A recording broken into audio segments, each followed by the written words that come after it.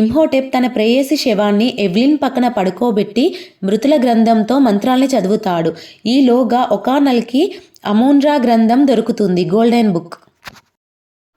Imhotep అనక్సునామున్ ఆత్మని తన శరీరంలోకి తీసుకువస్తాడు. ఎవ్లిన్ను చంపి అనక్సునామున్ను మానవ శరీరంలోకి తీసుకుని రావాలని చూస్తాడు.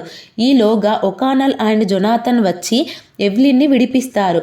అమూన్రా గ్రంథంలోని మంత్రాలు చదివి జొనాథన్ మరియు రాజుగారి అంగరక్షకులతో అనక్సునామున్ను చంపించేస్తాడు. ఎవ్లిన్ అమూన్రా గ్రంథంలోని మంత్రాలు చదివి ఇమ్హోటెప్ శక్తులు పోయేలా చేస్తుంది. తర్వాత ఒకానల్ ఇమ్హోటెప్ని చంపేస్తాడు. ఆ ప్రాంతం మొత్తం ధ్వంసమైపోతుంది. ఎలాగోలా ఒకానల్, ఎవ్లిన్, జొనాథన్ బయటపడతారు. సో చూశారుగా స్టోరీ నచ్చితే లైక్ చేయండి, కామెంట్ చేయండి. ఇలాంటి horror, suspense, thriller movies, short stories కోసం మన ఛానల్ని సబ్స్క్రైబ్ చేసుకోండి. Thank you, bye.